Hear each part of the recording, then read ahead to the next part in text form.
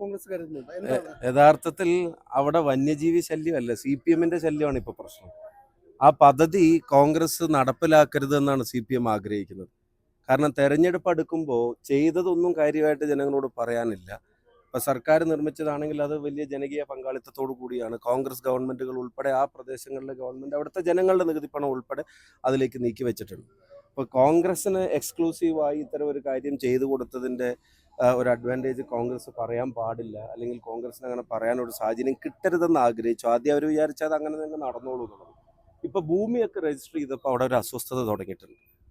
ഞാനൊരു കാര്യം ചോദിച്ചോട്ടെ, ഇപ്പം എന്നെ ഇപ്പോൾ ഇവിടുത്തെ MLA പ്രിയപ്പെട്ട അഡ്വക്കേറ്റ് സിദ്ദിഖ് MLA ഒരു കാര്യം കാണിച്ചു തന്നു. ഞാനിപ്പം അദ്ദേഹത്തിൻ്റെ ഇതിൽ നോക്കുമ്പോൾ എൽസ്റ്റൺ എസ്റ്റേറ്റിൽ വീണ്ടും പുലി എന്ന് ദേശാഭിമാനി കൊടുത്ത വാർത്തയാണ്.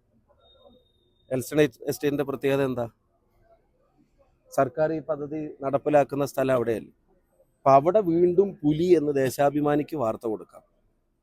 എന്നിട്ട് ഹൈവേയിൽ നിന്ന് ഏരിയൽ ഡിസ്റ്റൻസ് വെറും 100 മീറ്റർ മാത്രവും നടന്നാൽ വെറും 280 മീറ്ററിൻ്റെ താഴെയുമുള്ളൊരു സ്ഥലത്ത് അവിടെ ഒരു ക്രൈസ്തവ സന്യാസിനി മഠം ഉൾപ്പെടെ വീടുകളും റിസോർട്ടുകളും ഒക്കെ ഉള്ള ഒരു സ്ഥലത്ത് 3.5 ഏക്കറോളം ഭൂമി കോൺഗ്രസ് കണ്ടെത്തി അതിൻ്റെ രജിസ്ട്രേഷൻ പൂർത്തീകരിച്ച് എൻവയൺമെൻ്റൽ എഞ്ചിനീയറിംഗ് ടീം ഉൾപ്പെടെ ഹൈഡ്രോളജിസ്റ്റ് ഉൾപ്പെടെയുള്ള ആളുകൾ അവിടുത്തെ എല്ലാ കാര്യങ്ങളും ശാസ്ത്രീയമായി പഠിച്ച് ഒരു സെൽഫ് സഫിഷ്യൻ്റ് ആയിട്ടുള്ള ഒരു ടൗൺഷിപ്പ് അവിടെ ഉണ്ടാക്കാനുള്ള ശ്രമം നടത്തുമ്പോൾ സഹായിക്കണ്ട, ഉപദ്രവിക്കാതിരിക്കാനുള്ള ഒരു ഉത്തരവാദിത്തമെങ്കിലും CPM-ഉം സർക്കാരും കാണിക്കണം. കാരണം ഇത് ദുരന്തത്തിനകത്ത് കേരളത്തിലെ ജനങ്ങൾ ഒന്നടങ്കം നിന്നിട്ട് തന്നെയാണ് ഗവൺമെൻറ്റുകളിലേക്ക് പുറകിൽ അണിനിരന്നിട്ട് തന്നെയാണ് സഹായിച്ചത്.